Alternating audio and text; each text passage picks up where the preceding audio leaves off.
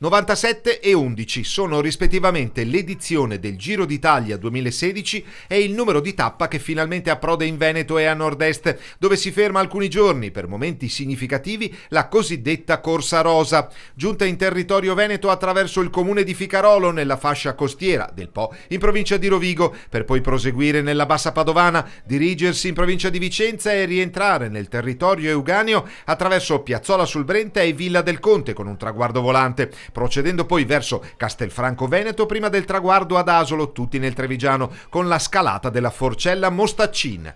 Nei giorni successivi sempre più ad est con l'annuale Bibione e Palmanova Cividale prima delle montagne, da Farra dal Pago nel Bellunese a Corvara in Alto Adige, dove è prevista la cronoscalata Castelrotto Alpe di Siusi. Un contributo importante dunque quello del nord-est all'economia della manifestazione più amata dal grande pubblico, soprattutto in un'area del bel paese tradizionalmente molto legata al ciclismo.